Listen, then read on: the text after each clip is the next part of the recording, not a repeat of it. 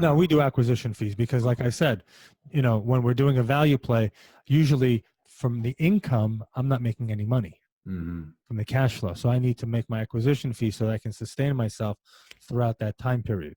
All right. So we have our acquisition fee. We do throw in an asset management fee as well. It's not a lot.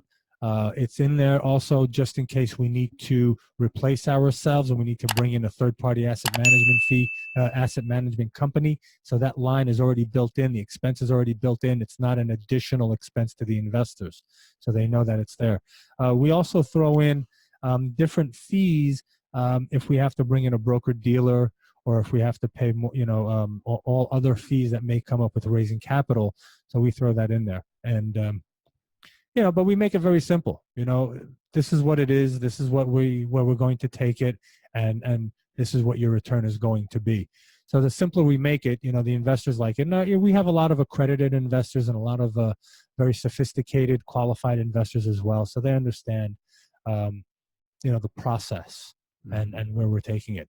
And we like to always underwrite on the conservative side, right? Under promise, over deliver, right? And that's why we were pro forma. One of our properties I mentioned earlier, our number was 750 to bring the rent to 750, and now we're pushing 850, right? So for the investors, they're like, wow, that's amazing, right? And it happened to me recently. I just flipped a house, and I have a friend of mine who came in with me on it, and I told him, I said, we're probably going to make, 33, 34% return on our money in about 3-4 months. It's a pretty good return. I gave him 31%. Wow. Great return, right?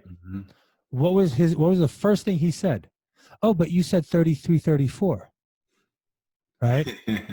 So that kind of just threw me back. I said, even with friends, even when you're doing something like this, right? Even a 31% return in 3 months is awesome. When you annualize that, that's 120% return on your money. Where are you getting that today in something that's tangible, right?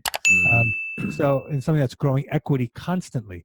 So I looked at him. I said, do you understand that you got 31%? He goes, no, I understand it's an incredible return, but you did say 33, 34.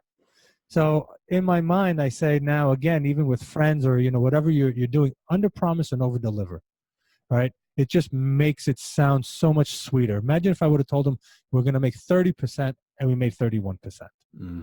His whole demeanor, his whole attitude would have been completely different, right? But he still made 31%. Yeah, it's pretty good.